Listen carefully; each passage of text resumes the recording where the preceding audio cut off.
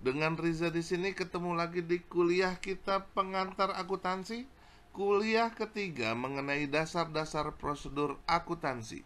Sebelum kita mulai videonya, ada baiknya untuk diklik tombol subscribe-nya dan dinyalakan loncengnya agar selalu mendapatkan notifikasi dari kuliah-kuliah kita selanjutnya. Yang akan kita bahas pada video kali ini adalah satu, mengenai pengertian aset.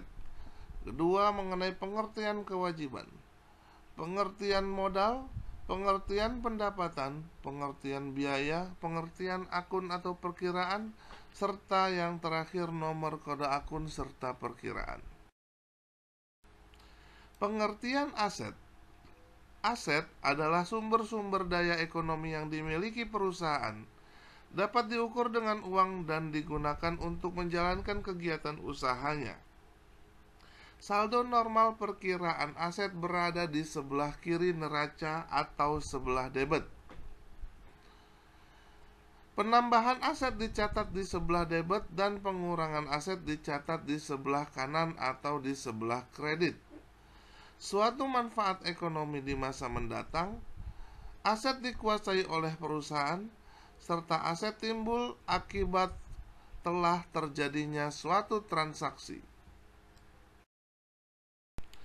Macam-macam aset dibagi menjadi 3 kelompok besar. Yang pertama adalah aset lancar, yang kedua adalah aset tetap, serta ketiga adalah aset lain-lain. Aset lancar adalah kas dan aset lainnya yang dapat dijadikan kas atau akan dipakai habis pada tahun buku berikutnya. Contoh aset yang dikategorikan sebagai aset lancar antara lain kas, bank, piutang, serta persediaan. Sedangkan aset tetap yaitu aset berwujud yang dimiliki oleh perusahaan yang mempunyai manfaat lebih dari 1 tahun atau jangka panjang. Contoh aset tetap antara lain tanah, bangunan, kendaraan bermotor, serta inventaris kantor.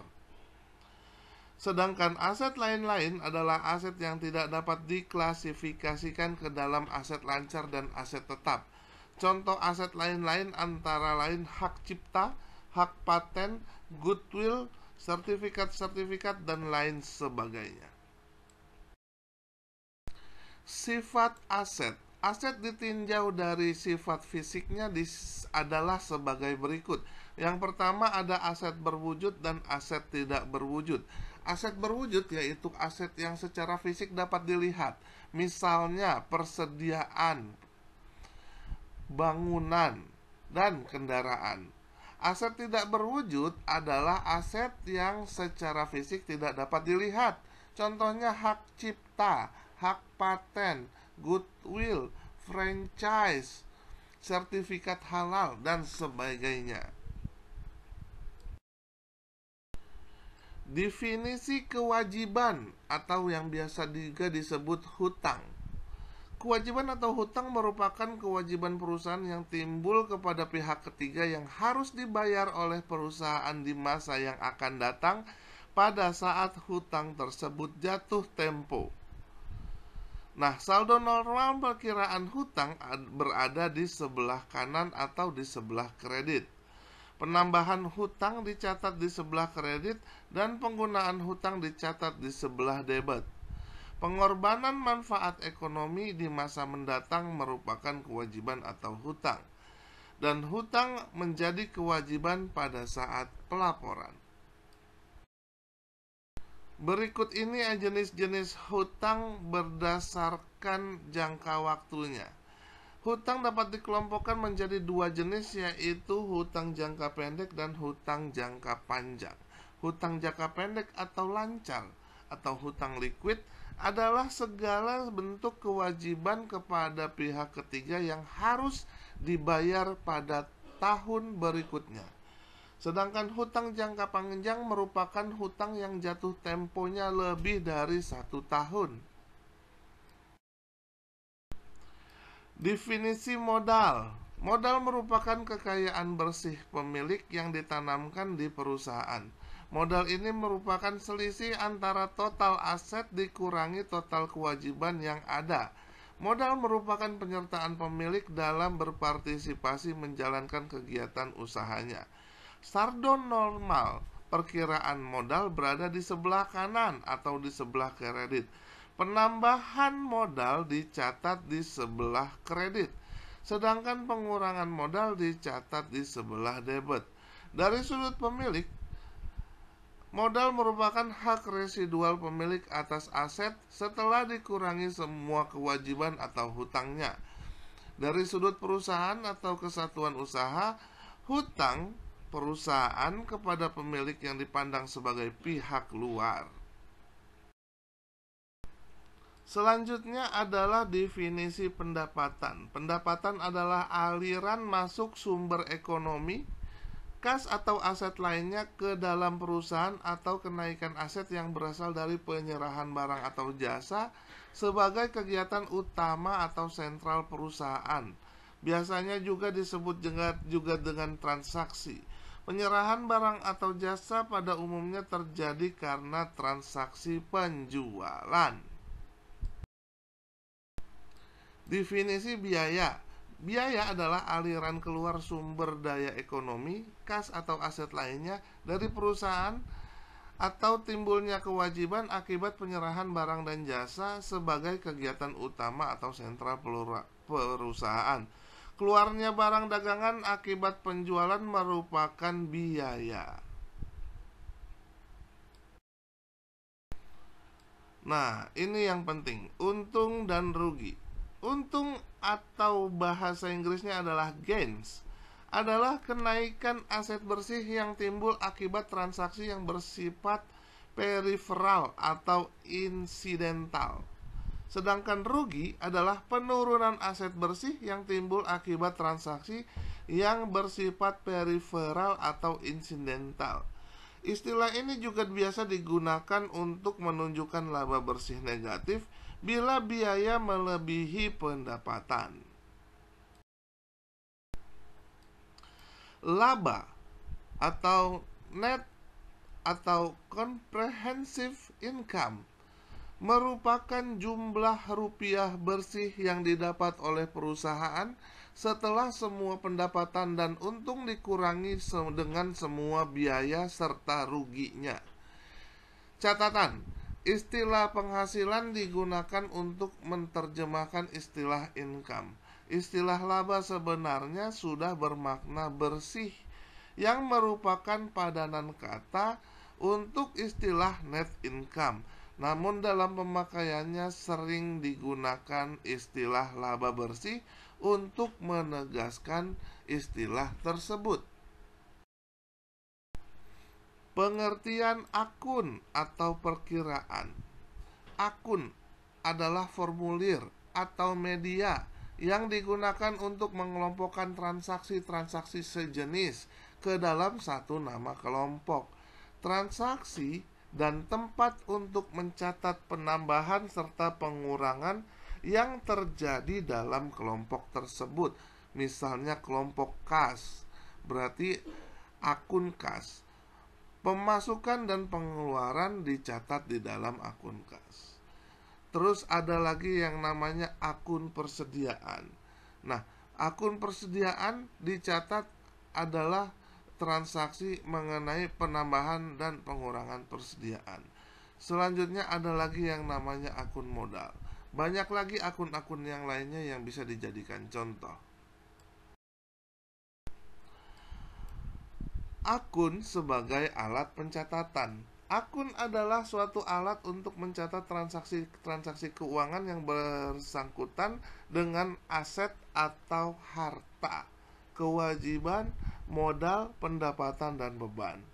Tujuan pemakaian akun untuk mencatat data yang akan menjadi dasar penyusunan laporan keuangan. Syarat untuk membuat suatu perkiraan antara lain harus ada nama perkiraan. Harus ada di sisi sebelah kiri ada debit dan di sisi sebelah kanan harus ada yang namanya kredit.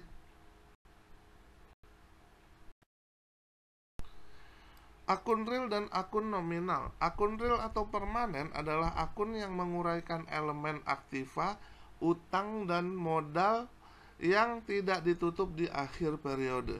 Sementara akun nominal adalah akun sementara, atau akun yang menguraikan elemen pendapatan dan biaya yang ditutup di akhir periode sebagai dasar pelaporan keuangan.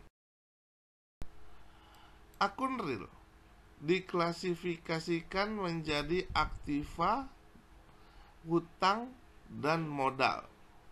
Nah, aktiva sendiri diklasifikasikan lagi menjadi aktiva lancar, aktiva tetap, dan aktiva tak berwujud.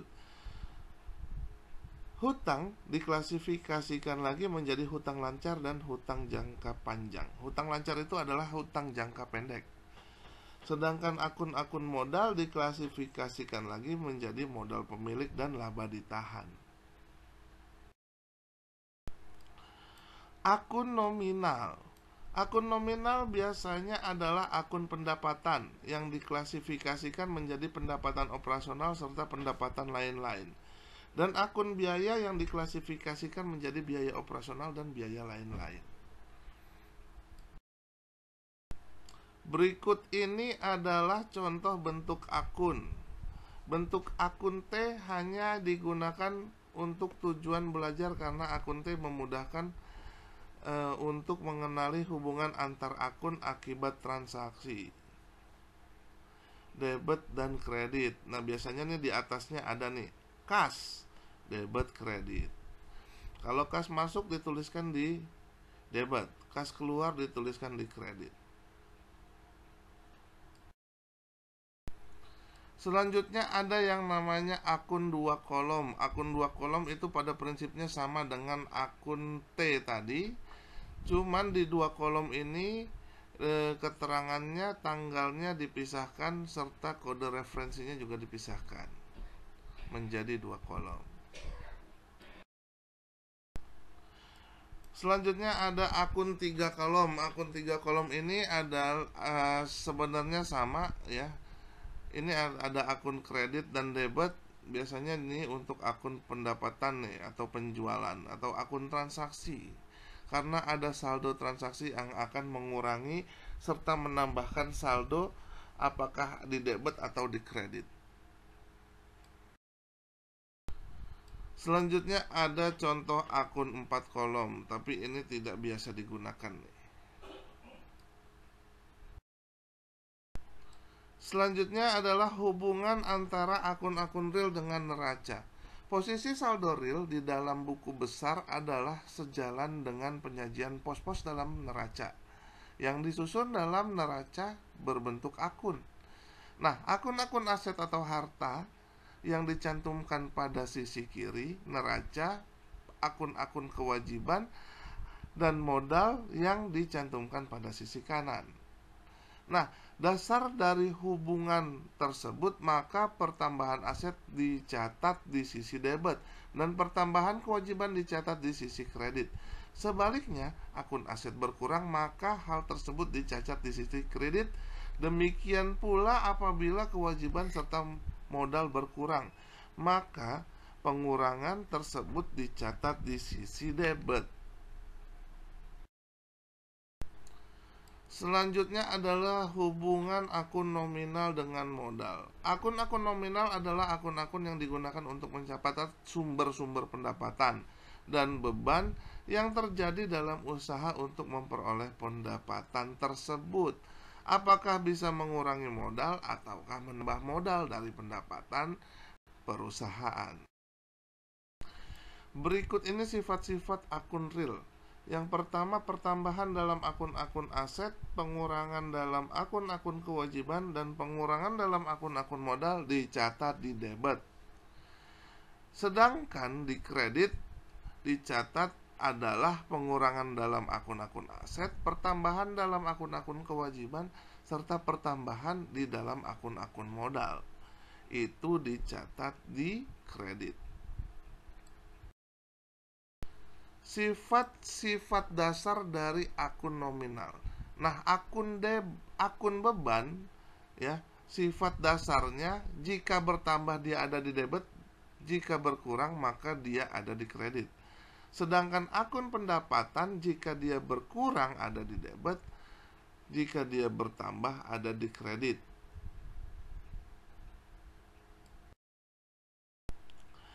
Nah, ini adalah saldo normal akun. Nah, ini sangat penting sekali, mohon diperhatikan. Saldo akun adalah selisih antara jumlah sisi debit dengan jumlah sisi kredit, yaitu adalah saldo akun ya. Sedangkan jumlah sisi pertambahan dalam suatu akun bisa sama atau lebih besar daripada sisi pengurangannya. Betul sekali. Nah, akan tetapi hampir semua akun pada umumnya bersaldo positif ya. Saya ulangi, akan tetapi hampir semua akun pada umumnya bersaldo positif. Maka pertambahan lebih besar daripada pengurangannya. Oke, inilah yang wajib diingat dalam akuntansi atau dasar akuntansi. Saldo normal akun. Yang pertama jenis akun adalah aktiva. Aktiva normalnya jika ada penambahan dia di debit, maka jika ada pengurangan dia di kredit. Maka saldo normalnya adalah di debit. Sedangkan kewajiban jika ada penambahan dia di kredit, jika ada pengurangan dia di debit ya. Saldo normal dari hutang adalah kredit. Modal. Nah, modal ini ya, saldo normalnya jika penambahan itu di kredit, pengurangan di debit. Maka saldo normal dari modal adalah di kredit. Untuk pendapatan ya. Untuk pendapatan jika ada penambahan, dia saldonya di kredit ya. Jika ada pengurangan di debit, maka saldo normal dari pendapatan adalah di kredit ya. Nah, selanjutnya adalah beban. Beban itu jika ada penambahan di debit, pengurangan di kredit, maka saldo normal dari beban ada di debit. Oke. Berikut ini adalah nomor kode akun atau perkiraan ya. Nomor kode akun adalah pemberian simbol tertentu untuk atau berbentuk angka, huruf atau kombinasi angka dan huruf untuk mewakili nama-nama akun. Ini adalah pelengkap dari akun.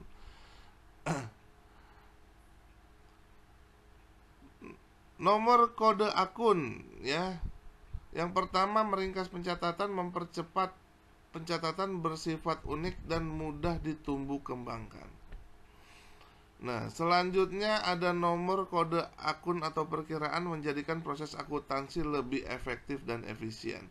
Nah, jenis-jenis nomor kode akun atau perkiraan bisa berupa berurutan, bisa berupa blok, kelompok, dan mnemonik. Berikut ini adalah contoh penomoran atau pengkodean akun secara berurutan. Misalnya 001 kas, 002 piutang, 003 supplies, dan selanjutnya. Nah, ini jika pengkodean itu berupa blok ya. Misalnya kode-kode akun 001 sampai 050 adalah aktiva lancar. Ini untuk perusahaan yang transaksinya sudah berbagai macam transaksi, sehingga kodenya pun sangat banyak. Untuk memudahkan maka dibuat kode blok seperti ini. Selanjutnya ada kode kelompok ya. Kelompok itu misalnya nih ada akun kas kode 111. Kas yang termasuk harta ya, kas harta itu kodenya diawali dengan 11. Kas itu harta, piutang itu harta. Utang dagang diawali dengan 211. Nah, biaya itu biaya-biaya diawali dengan kode atau kelompok angka di depannya 51. Itu contoh kode kelompok. Selanjutnya ini adalah mnemonik. Nah, untuk kode mnemonik ini biasanya pengelompokan juga, tapi perpaduan antara angka dengan huruf. Biasanya tuh ada di bank-bank tuh. Transaksi perbankan tuh biasanya ada mnemonik karena transaksinya sudah bervariasi. Oke, the motivation for today. Visi tanpa eksekusi adalah halusinasi, by Henry Ford. Sekian kuliah kita pada hari ini, semoga bermanfaat buat kita semua. Keep your spirit to learn more. Please like, share, and comment, dan jangan lupa untuk diklik tombol subscribe-nya dan diklik loncengnya agar selalu mendapatkan notifikasi dari kuliah-kuliah kita selanjutnya. Terima kasih.